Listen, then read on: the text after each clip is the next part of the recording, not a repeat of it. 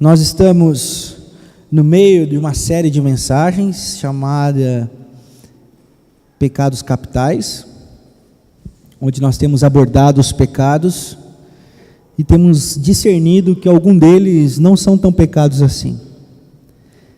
Mas isso a custo de discernimento, de pensamento e reflexão nas Sagradas Escrituras. Porque a religião ela é assim, né?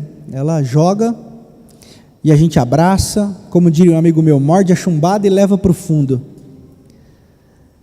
E a gente vai se amoldando em torno do medo, em torno dos não podes, achando que estamos fazendo o que é sagrado.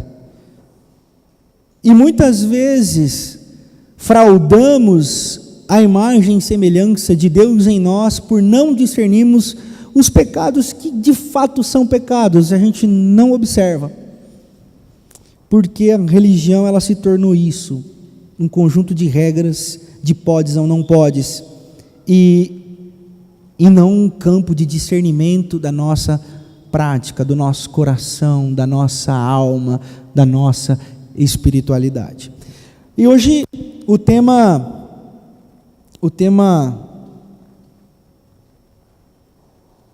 se eu pudesse escolher eu não falaria. Luxúria. Vocês perceberam que na hora da partilha eu subi bem crente, que é já para dar uma confortada nos corações, porque eu não sei como é que você vai absorver o que eu vou dizer hoje, então só Jesus na causa. Que Deus nos abençoe grandemente.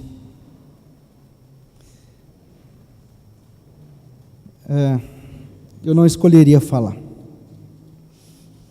Luxúria. Luxúria não tem nada a ver com luxo. Luxúria, segundo a tradição cristã, são os pecados da carne, principalmente aqueles ligados às áreas sexuais. De primeira, eu pensei, poxa, isso aqui não é difícil de falar. Porque se eu fosse falar o que vocês sempre ouviram, seria fácil, e eu escolheria falar desse tema, porque esse é um tema que não é difícil. É isso, não pode isso, não pode aquilo, se fizer isso está lascado, vai para os quintos, perde a bênção, você que se acerte com Deus, o problema é seu, Deus te abençoe. Mas isso não é evangelho. O evangelho ele é libertação. O chamado do profeta Isaías é: vinde e arrazoemos. Vinde. Vamos todos discernir o que o Espírito está falando às igrejas.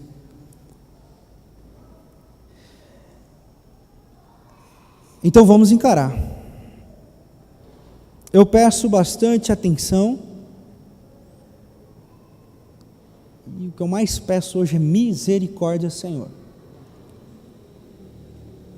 Para que possamos ter os nossos corações acalentados pelo Espírito e o nosso espírito alimentado pelo Santo Espírito de Deus, que é quem cuida da igreja dele. Amém? Aos amigos, orem por mim. Gálatas, capítulo 5. Nós vamos ler a partir do verso de número 16. Na versão NVI vai ser projetado aqui, diz assim: vida pelo Espírito.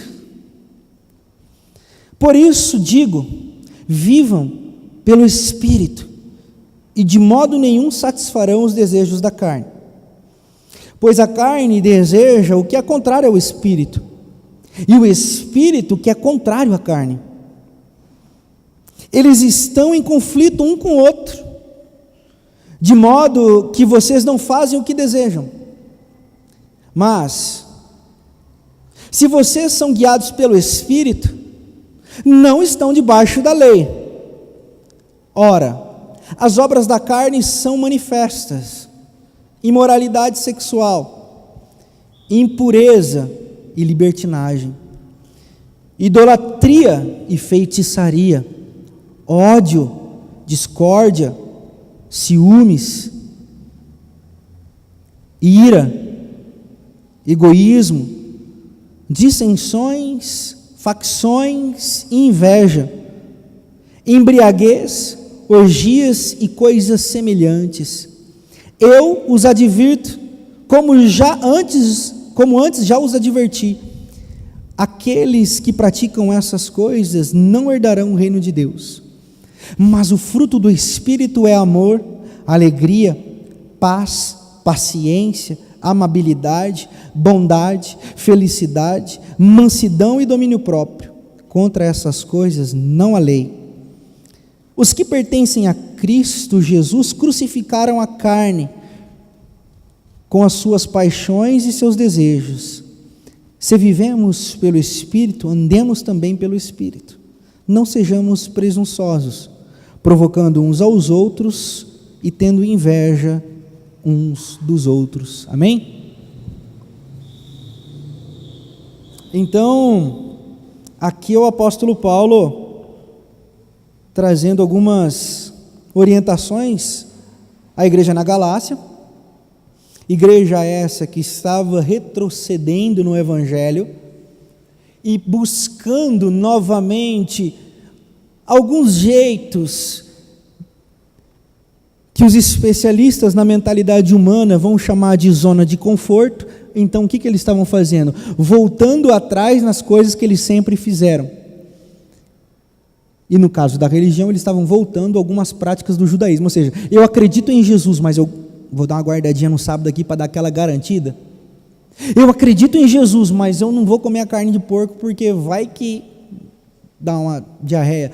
Então, eles estavam retrocedendo no pensamento, e o apóstolo Paulo fala assim: não, vocês estão sendo enfeitiçados por outro evangelho, vocês estão sendo contaminados por um tipo de pensamento que vai fazer muito mal à espiritualidade, à caminhada de vocês. Não façam isso, prossigam numa vida pelo Espírito. E quando vocês prosseguirem numa vida pelo Espírito, vocês vão começar a discernir coisas que na lei vocês não discernem. Prossigam numa vida guiada pelo Espírito, prossigam numa vida guiada pela consciência, porque aí vocês vão começar a discernir coisas que na lei vocês não discernem, porque pela lei basta vocês guardar o sábado, pela lei basta vocês não comerem carne de porco, pela lei basta vocês fazerem as coisas certas no tempo certo, do jeito certo. No Evangelho não, no Evangelho vos é necessário examinar e discernir, para que vocês não caiam nas contaminações da carne, para que vocês não sejam contaminados pelo pecado. Então o que o apóstolo Paulo está dizendo? O apóstolo Paulo está dizendo não de um conjunto de regras morais. O apóstolo Paulo está dizendo que na lei muitas dessas coisas não são discernidas, e no Espírito nós conseguimos discernir. Rubem Alves vai dizer que o pecado da luxúria não mora nas genitais. Não são nos órgãos genitais que mora a luxúria. A luxúria mora nos olhos. A luxúria, ela brota do coração e faz a sua morada nos olhos. Aquele que é possuído pela luxúria, ele só enxerga órgãos genitais ao invés de face. Tudo gira em torno, como diria na escolinha do professor Raimundo, a célebre frase: ele só pensa naquilo. Ele só pensa naquilo. A felicidade gira em torno daquilo. Ser feliz é aquilo. Então, na religião, Basta ir para o culto domingo, dar o dízimo, não usar calça jeans, saia, coque, fazer a leitura do texto sagrado e fazer as orações antes de comer para não morrer engasgado, e que não sei o que lá, está abençoado.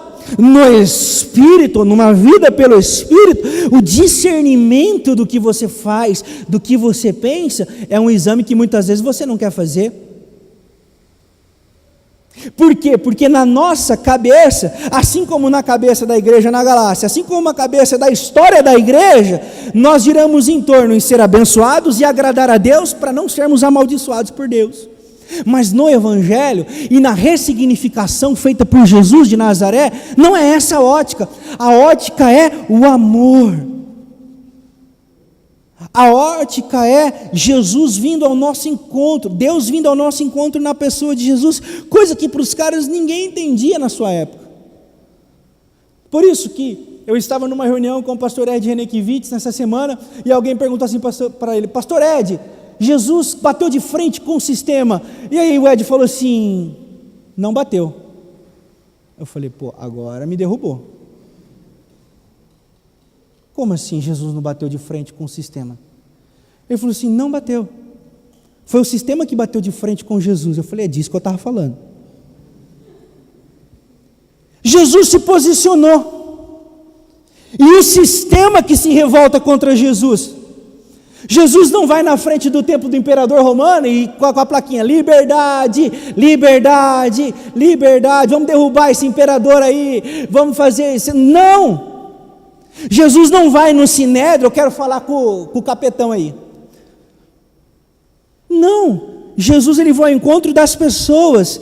Jesus vai na onde os homens não iam e encontra a mulher no poço de Jacó, a mulher samaritana. Jesus vai no templo no sábado e promove a cura, coisa que a religião não permitia fazer. Jesus, quando questionado quanto a pagar os impostos, ele falou assim: dá a Deus o que é de Deus e a César o que é de César. Quando Jesus se posiciona mediante as pessoas, mediante a lógica de vida, o sistema bate de frente com Jesus. Porque nenhum sistema tem a ver com a vida, todo sistema joga contra a vida. E o sistema da religião, ele trabalha nessa ótica: agradar a Deus para ser abençoado por Deus. O Evangelho não, o Evangelho é: vamos discernir a nossa alma, vamos discernir o nosso espírito, e nesse dia, o convite é: vamos examinar os nossos olhos e corações, porque o pecado da luxúria pode estar alojado dentro dos nossos olhos e corações. Só que como nós estamos agradando a Deus, fazendo o que o conjunto de regras pede para a gente fazer, que o sistema nos pede e nos diz que isso é o que um cidadão de bem faz, a gente não se examina. Então nós estamos como sepulcros caiados, bonito por fora e podre por dentro. Esse é o exame que eu quero convidar você essa noite. Luxúria tem o mesmo significado de egoísmo. Luxúria e egoísmo se equivalem, porque é a busca pelo prazer, por prazer. Por que existem alguns pecados que não são tão pecados? Porque a gente não discerne. Muita atenção agora aqui, para depois não falar que eu falo heresia. Não deixa travar a internet em nome de Jesus para não cortar, para ficar o pensamento completo. O Senhor nos abençoe.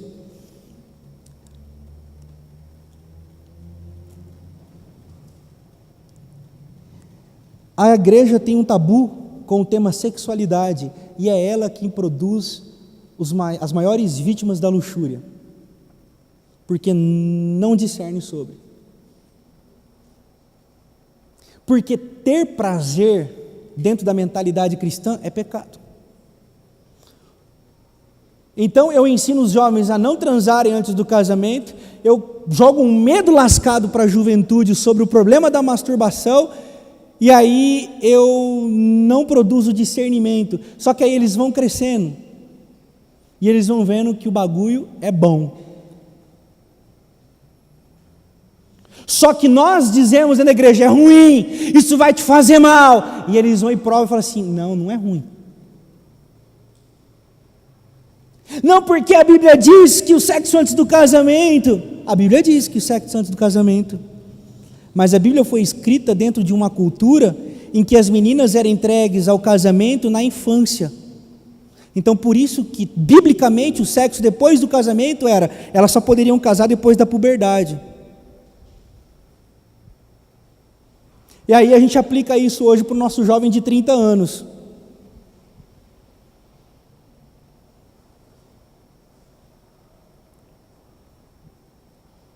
De que é uma coisa ruim, que a Quantos casais eu já atendi porque estão em crise no casamento? Jovens casais em crise no casamento. E aí, dado o momento da conversa, a mulher vem, porque é sempre a mulher, os homens não têm coragem de confessar.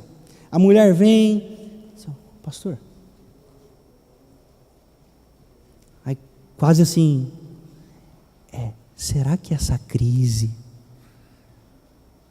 é porque Deus está bravo com a gente? Aí eu digo, elabore.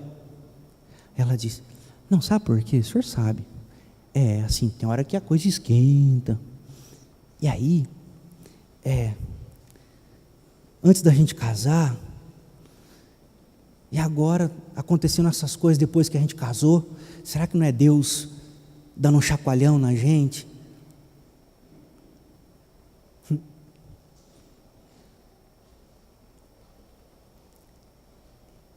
Esse é um tipo de pensamento que produz doentes.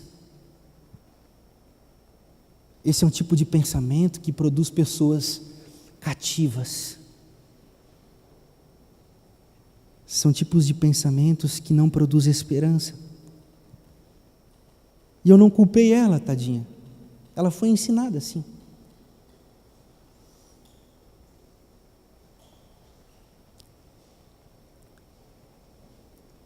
O cara na igreja pode roubar, matar 5 no domingo, mas ai dele se cometer um pecado sexual. Não passa nem perto do púlpito. Até passar por todo um processo de purificação da alma, da cueca que ele estava no dia e os caramba. Por quê? Porque a igreja olha com maus olhos e distorceu todo o bom propósito. Fiquem comigo, não parem de prestar atenção, porque se parar aqui, moiou, vão caçar minha carteira. Então, fiquem comigo.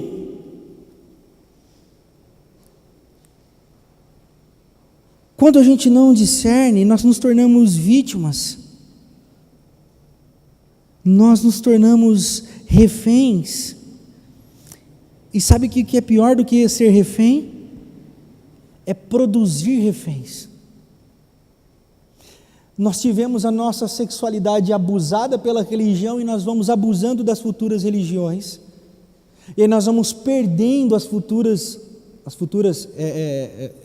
gerações, futuras gerações, por falta de discernimento.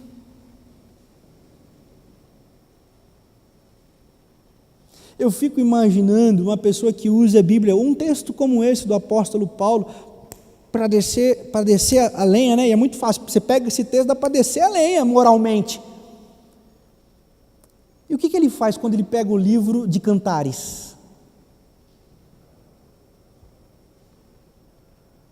Ele pega o livro de Cantares, mulher, o teu corpo é belo, os teus seios, ele pula, não, seios não.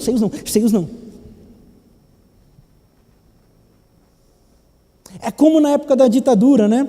Na época da ditadura acontecia o seguinte: na época da ditadura, os filmes eram censurados porque o moço ele tinha alguns movimentos mais calientes, e os filmes eram censurados porque isso prejudicaria a família. Só que as cenas onde a mulher tinha os seus seios arrancados permanecia no filme. E nós somos assim. A igreja é assim. Nós gostamos de sangue. Nós somos a turma do sangue. nós somos a turma da morte, nós somos a turma do que, sofrimento, e o Evangelho não fala desse tipo de sofrimento. Então, nesse sentido, nós aplicamos isso no prazer. Você sabe que dentro da história cristã, tem até um caso muito interessante, em que um homem se apaixonou pela enfermeira que cuidava dele, e ele era cadeirante. E ficou constatado que ele não poderia dar a ela filhos.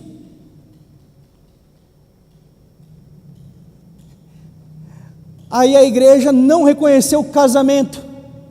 Por quê? Porque o sexo só pode ser para reprodução, ou seja, o prazer é boicotado.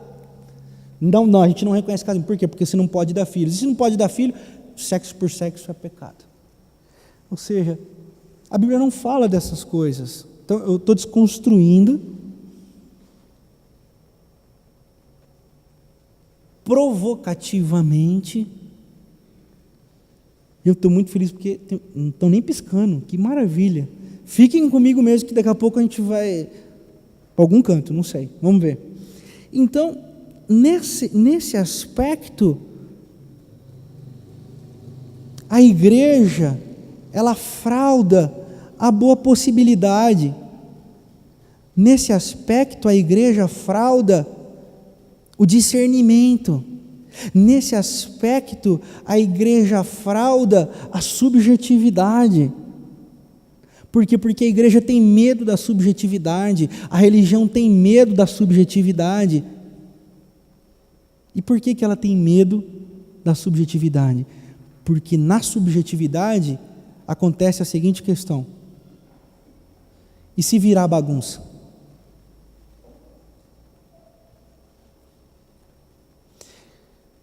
Essa é a pergunta e esse é o questionamento que Jesus teve que responder, por exemplo, lá em Mateus 5:28.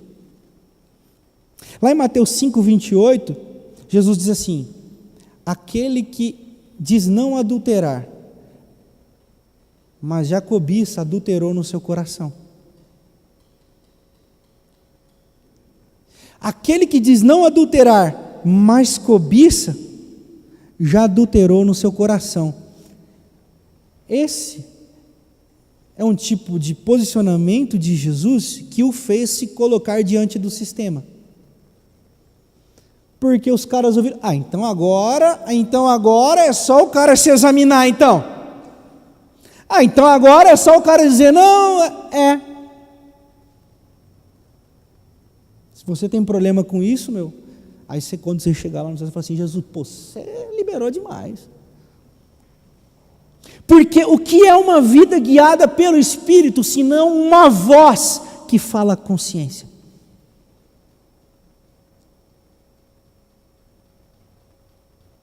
O que é uma vida guiada pelo Espírito? E um Espírito que o próprio apóstolo Paulo diz que nos libertou para que verdadeiramente nos tornássemos livres, senão aquele que decide não fazer tais coisas, e não aquele que é obrigado a não fazer tais coisas. Qual é a liberdade de Jesus? Tudo posso, mas nem tudo me convém. Tudo me é lícito, mas muitas coisas não me convêm. Ninguém é feliz numa vida de lascívia. Ninguém é feliz numa vida de promiscuidade. Ninguém se encontra, ninguém se liberta numa vida dadas as orgias. Não é. Mas engodo e engana-se que quem deixa de fazer essas coisas por medo de Deus se libertou delas. Por isso que nós precisamos discernir o que tem brotado nos nossos olhos para nos livrarmos verdadeiramente de todo mal e tentação.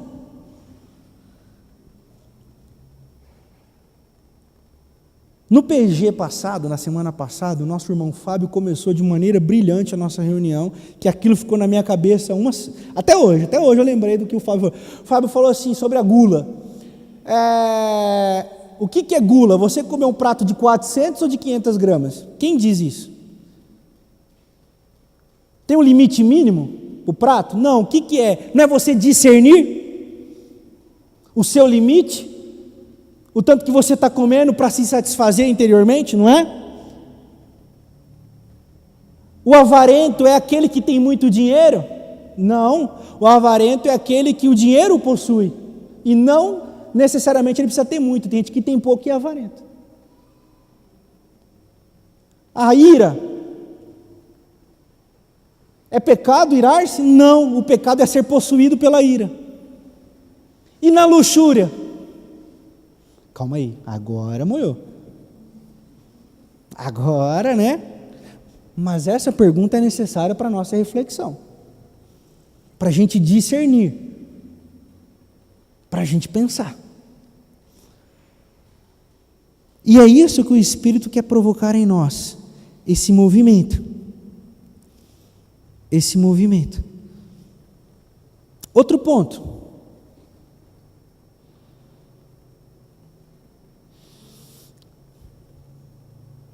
Muitos, não são poucos, casais, casados, que cometem o pecado da luxúria. Muitos.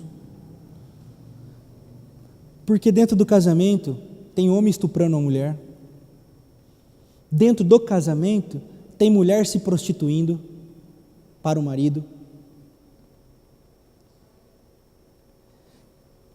Tem mulher sendo depósito de prazer, tem marido objetificando a esposa. Tudo isso não é egoísmo, pessoal? Então se aplica a luxúria, estando legalizado matrimonialmente falando. Só que como a gente não discerne, e a religião nos diz, está casado, está tudo certo, e em relação de marido e mulher, nossos avós ensinaram que ninguém mete a colher, nós vamos colocando tudo para debaixo do tapete, porque errado mesmo é a mãe solteira que entra na igreja, errado mesmo é o jovem que foi no show do Jota Quest. Essas coisas a gente pega, essas coisas a gente tem que ficar de olho. Eu me recordo. Quem é da época do VHS aí? É VHS? É VHS, a fita VHS, né? Quem foi já em locadora de VHS? Eu me recordo, meus 9 anos, tinha aquele setor para adultos. Vai dizer que vocês não sabem. Pelo amor de Deus. Aquele setor para adultos que era fechado. Eu sempre ficava ali na espreita, esperando alguém abrir. Para pelo menos dar uma bisoiada naquelas fitas.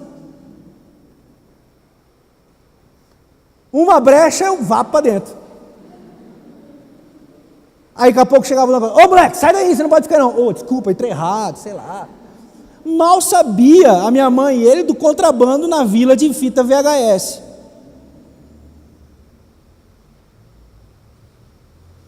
Agora, me admira os caras que passavam assim, nem chego perto disso.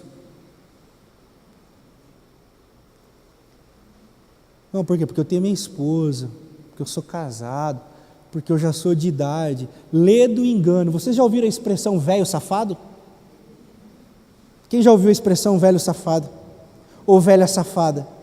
Porque a luxúria não precisa de potência necessariamente, porque ela tem a ver com os olhos, com a mente e com o coração, não tem a ver com as genitais.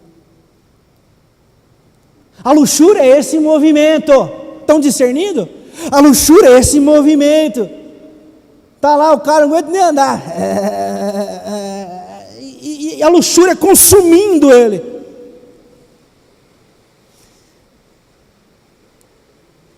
E isso dentro do casamento é legitimado pela igreja, pela religião.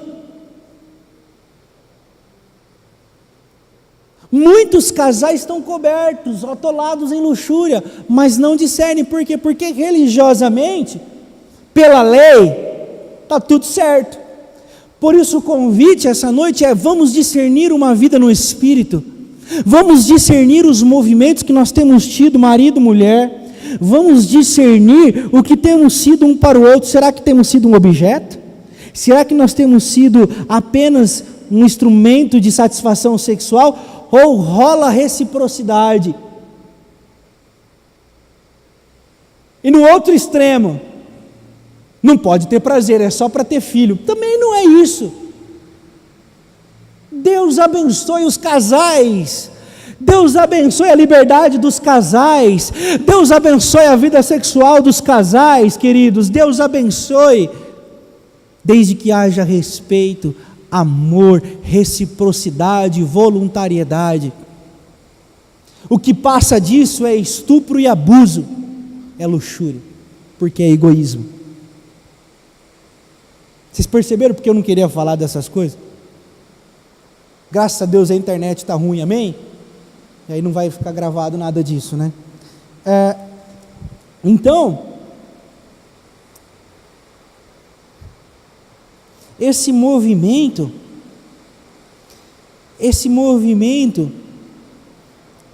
egoísta, esse movimento moralista,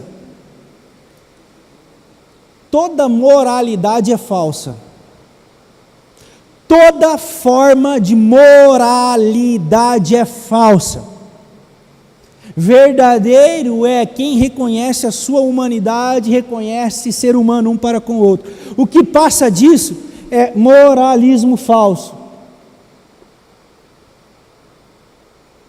Então, como que nós fugimos dessas coisas? Discernindo a vida no Espírito. E como que nós discernimos uma vida no Espírito? Nos livrando de tudo aquilo que nos dá segurança para não sermos o que temos potencialidade de ser. Onde eu quero chegar? Eu quero chegar no seguinte ponto: nós corremos um grande risco de nos tornarmos animais. Comportamento animalesco.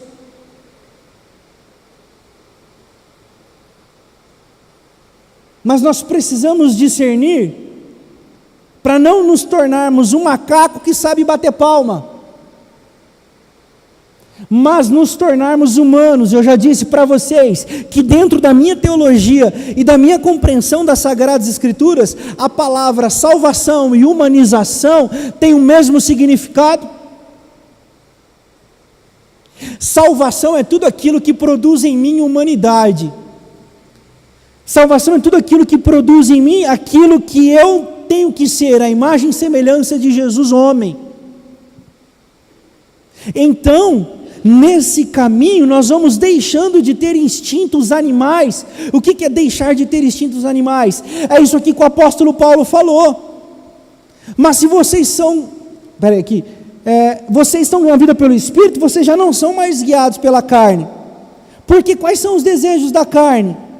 Impureza, libertinagem, idolatria, feitiçaria, ódio, discórdia, ciúmes, ira, egoísmo, dissensões e facções, e inveja, embriaguez e orgias e coisas semelhantes. Nós nos tornamos como bichos. É bicho que briga por comida, é bicho que briga no cio, é bicho, não é gente. Gente é gente. E gente, a imagem e semelhança de Deus é guiado pelo Espírito. E o que é ser guiado pelo Espírito? Discernir movimentos que nos desumanizam. Então, você consegue perceber que em momento nenhum, nem eu, nem o Evangelho, quero dizer, você pode fazer o que quiser.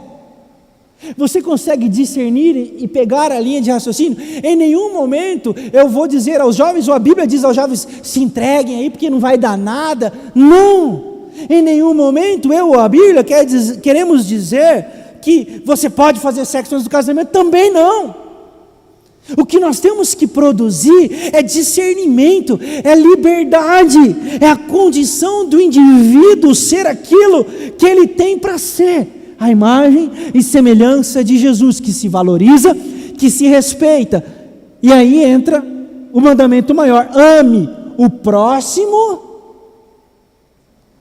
como a ti mesmo. É nesse caminho que eu quero convidar vocês. Richard Foster, ele tem uma frase que eu li, e aí eu apliquei aquele princípio do Clóvis de Barros. Ele pensou e escreveu, eu só tenho que entender. Aí eu fiquei, não é possível. Aí eu li de novo, não é possível. Ele falou assim: a nossa sociedade hoje não fala sobre sexo. Eu falei: oxe, século XXI, está tirando, como não? E aí, mas aí eu captei vossa mensagem, amado mestre. Abrangência não significa profundidade. Fala-se demais, mas fala-se de menos. O sexo está na boca do povo, está em todo canto, e todo mundo fica com medo disso, por isso não se aprofunda, porque acha que quando se aprofunda vai se perder. É o contrário. Quanto mais nós discernimos sobre esses movimentos, mais saudáveis a gente se torna, melhor a gente se conhece, e quando a gente se conhece melhor, mais valor a gente dá a quem nós somos. Só se vende quem não se valoriza, só se prostitui aquele que não sabe o valor que tem sobre si. Então, eu quero convidar você a se aprofundar sobre esse tema na sua alma, para que você tenha uma vida guiada pelo Espírito. E sabe, irmãos e irmãs, isso é tão ruim para a vida da igreja. Quantas pessoas se afastam de Deus e se afastam da igreja por se sentirem sujas? Quantos jovens, num tropeço, num equívoco, num momento, vacilam e depois começam a dizer: olha, eu errei com Deus e agora Deus não me ama mais, e agora... Por quê? Porque eles encontram essa mensagem de reforço nas igrejas. Eu quero ir na contramão e me posicionar, assim como Jesus fez, inspirado nas palavras de Jesus, e dizer para você que entrou aqui essa noite, que está se avaliando e que está discernindo, ou que você vai ajudar alguém a se discernir, e vai ser essa mensagem de Deus para alguém. Repita as palavras de Jesus: ninguém te condenou, eu também não te condeno, vai e não peques mais. Mulher, jovem, homem, Senhor, senhora, aqui estão os teus acusadores, e aquele que não tem pecado vai atirar a pedra primeiro.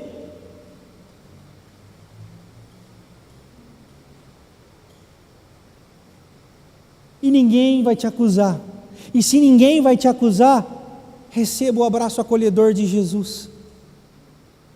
Pare de se sentir sujo, pare de se sentir suja. Se você está discernindo o pecado da luxúria nos seus olhos, peça socorro para Jesus, busque uma vida guiada pelo Espírito. E me desculpe, eu não tenho uma regra para te dar, porque esse tipo de visão, esse tipo de espírito não sai com o grito: em nome de Jesus, sai. Não sai. Não sai. Só sai quando você gritar, porque entendeu que Ele habita em você, e você grita alto: luxúria, saia. Por isso que é preciso você discernir.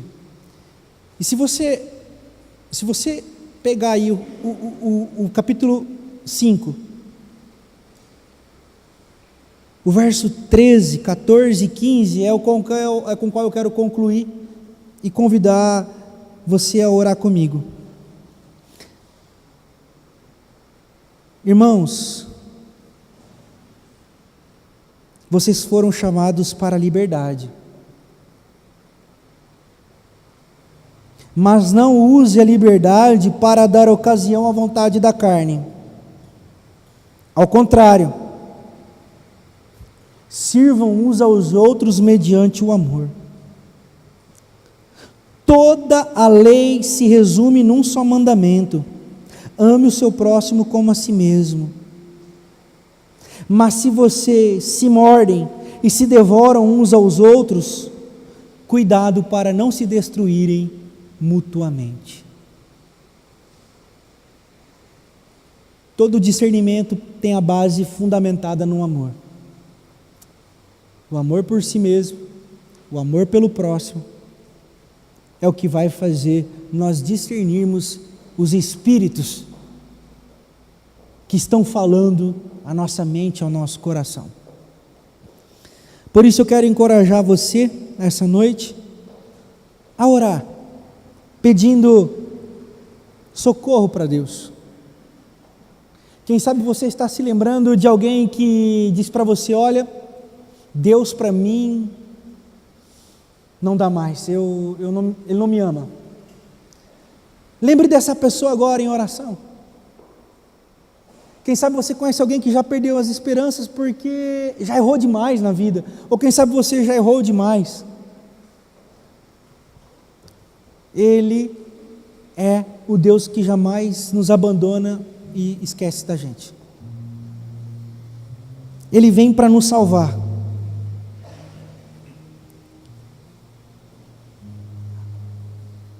Eu até acho que as tentações sobre nós nunca vão cessar.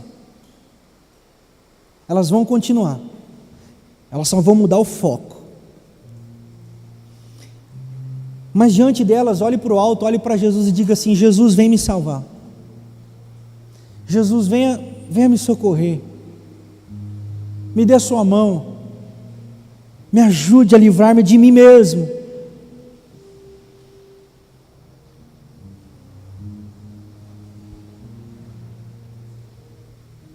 Ele vem para te salvar. Seja fortalecido no amor do Senhor. Seja fortalecido na graça de Deus. Vamos nos colocar de pé. Vamos cantar essa canção em oração.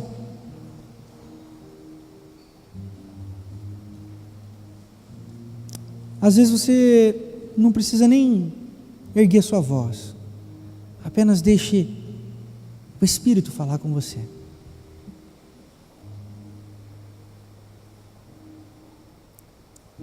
Se você está cansado, cansada, venham para Jesus. O fardo dele é leve e suave. Ele nos livra de todo o mal.